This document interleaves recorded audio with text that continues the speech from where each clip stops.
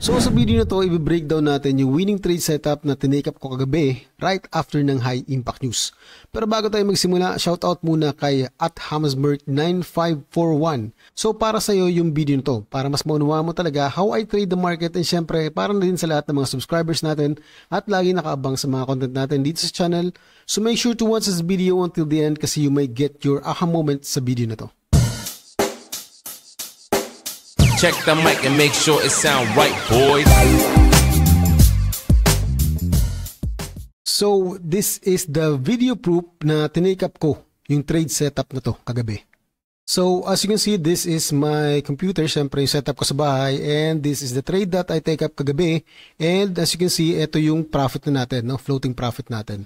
So, for the sake of this video, guys, no, lilinisin ko muna tong chart ko para makita nyo ng mas malinaw kung paano ba ako nagbumark ng mga zones ko, kung paano ako nag-take up ng mga entries ko, at kung paano ako nagsiset ng target ko and stop loss. Okay?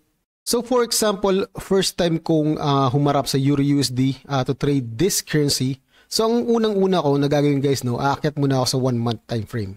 Okay? So, sa 1 month time frame, ang gagawin ko, guys, no, i-mark ko tong mga highs and lows ng last month candle. Okay? So now, we have the highs and the lows of the 1 month candle. Now, ang gagawin ko ulit, guys, no, baba ako sa weekly. Okay? Pagdating sa weekly, i-mark ko naman yung highs and lows of last week's candle. Okay? So now, we have this mark now. So bakit nga ba ginagawa to, guys, no? So, minamarkahan ko yung mga highs and lows ng last month candle and last week candle para kapag bumaba ako, guys, no, sa lower time frame, alam ko kung nasaan ako sa market. Okay? So, hindi ako maliligaw sa directional bias ko. Marami mga trader, guys, no, ang nag-fail sa mga trades nila, nasusunugan ng account, na nag-lose sa mga trades nila kasi hindi nila alam kung nasaan sila sa market. Let's say, for example, pupunta ka na Maynila. Kung hindi mo alam yung direction mo papunta ng Maynila, maliligaw ka. Okay? So possible sa ibang lugar ka makapunta. So same scenario when it comes to trading. Kapag alam mo kung nasaan ka sa market, hindi ka maliligaw. Kapag alam mo kung ano yung directional bias mo, hindi ka maliligaw. Alam mo yung susundan mong pattern. Kumbaga meron ka ng GPS or guide na sinusundan na kapag finalo mo yung roadmap na to, makakarating ka sa direction na pupuntahan mo. Okay? Now, kapag namarkahan ko na, guys, no, yung highs and lows ng last month candle or last week candle, baba na ako ngayon, guys, no, sa 1 hour time frame. Now, sa mga previous videos ko, guys, kung napanood nyo yung mga video ko, nagkaroon tayo ng top-down analysis kay EURUSD. Make sure to watch that video, guys, no, kasi malaking may tutulong sa inyo ng mga video na yun. So, during sa top-down analysis natin, guys, no, na-identify natin ang movement ng EURUSD is pataas. We have a bullish movement kay EURUSD kasi it's creating this movement. Nag-create siya ng higher high, higher low, higher high, higher low, higher high. So, technically, ang ibig sabihin, ang EURUSD is nagkakaroon na ng movement pataas. Okay? Nagkaroon siya ng break of structure dito sa area na to. As you can see, we have a break of structure here. Nung na-break niya yung area na to, okay? This area, lagyan natin ng zone para mas malinaw yung makita. Nung na-break niya yung area na to, it means nagkaroon tayo ng break of structure, nagkaroon ng retest. And malaki ang potensyal ng susunod na mga movement ng EURUSD is tuloy-tuloy na tayo na magkakaroon ng movement pataas. Okay? Now, pupunta na tayo, guys, sa current price ng market yesterday. So, gagawin natin, guys, no, i-replay natin yung nangyari kahapon. Paano ko ba tinake up yung trade kahapon? So, click lang natin tong replay button and simulan natin, guys, no, sa araw ng Wednesday.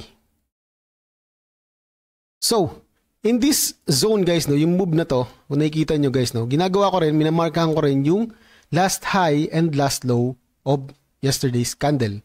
For example, this is the Tuesday. This area, this zone here is Tuesday. Okay? Now, pagpasok ng Wednesday, mamarkahan ko yung highs and lows ng yesterday's daily candle. Okay? Now, dito sa movement na to, guys, no, sa movement na to, nagkaroon tayo ng trade opportunity dito. So, tinake up ko tong trade na to and nakapag-generate tayo ng profit sa move na to. So, tingnan natin, guys, no, ang susunod na mangyayari sa movement ng price action. Okay? So, for all those viewers, subscribers, and first time dito sa YouTube channel natin, guys, no, the way I trade, guys, no, I don't trade ICT, concept, or SMC, or other strategies. Meron akong sariling strategy na sinusunod and setup sa pag-trade. Okay?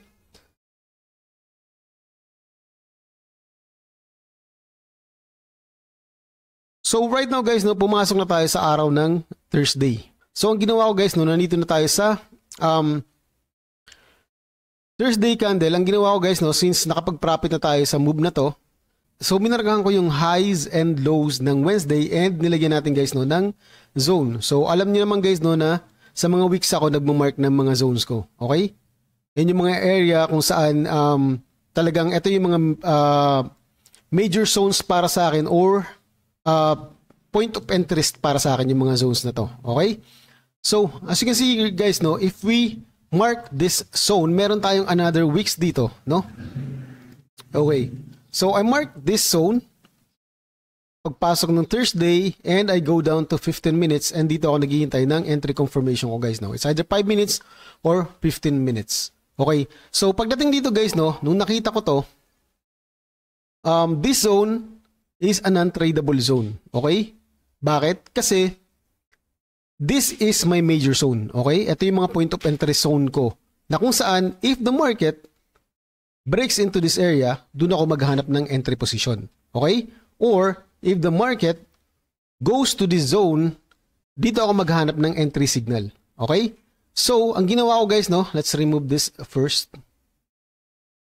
Minargan ko rin yung highs and lows ng 15-minute candle. Okay?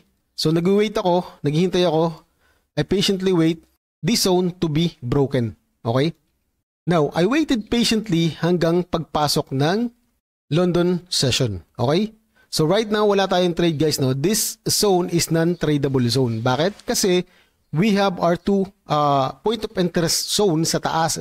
Dito sa area na to and dito sa area na to. So, as long as hindi siya nagtatouch dito or dito, this is a non-tradable zone. Okay? So, wait patiently lang tayo kung ano mangyayari sa galaw ng market and observe lang natin ng maigi. Okay? So, we are now on a London session and as you can see, nagkaroon siya ng movement pababa.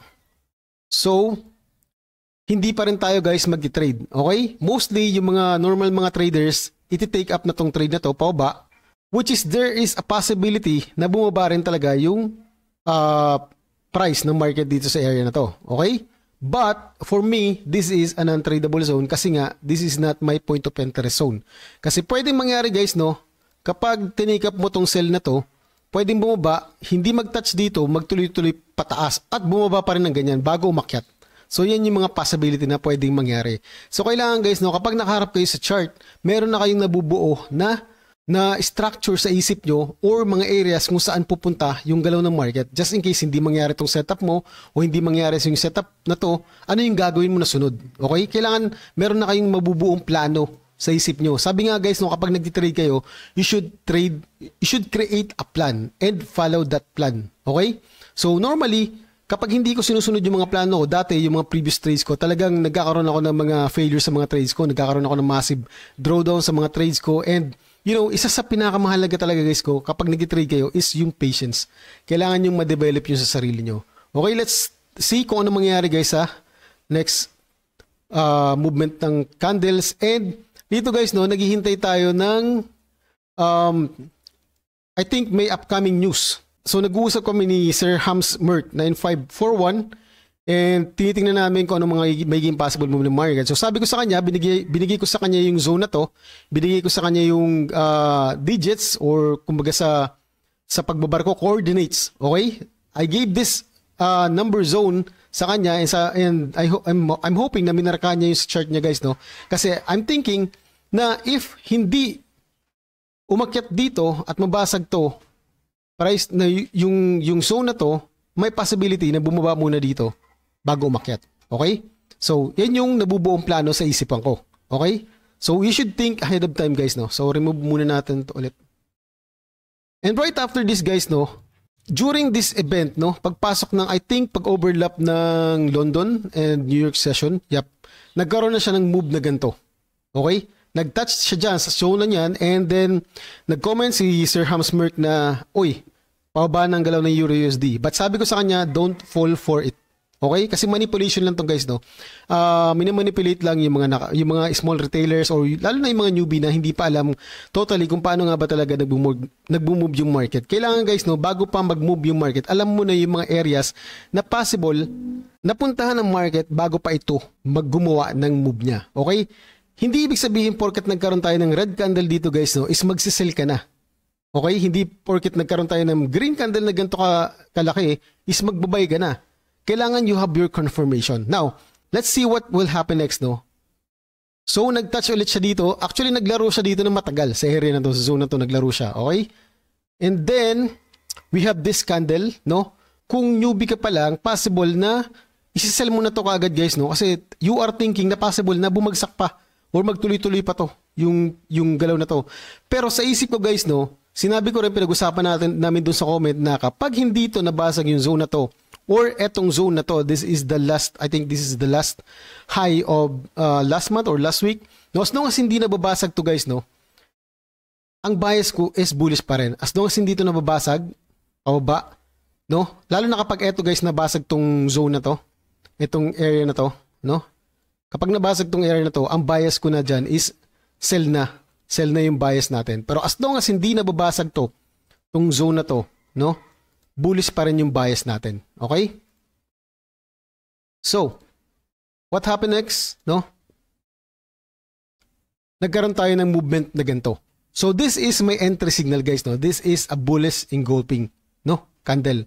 So, ito yung mga tinitingnan ko. It's either sa 5 minutes or sa 15 minutes. Now, I place a trade here. Actually, na-advance na yung position ko ng trade. Dito ako nakapag-take ng position. Stop loss ko right here, just below this wick. Kasi kapag bumalik pa rin siya, no?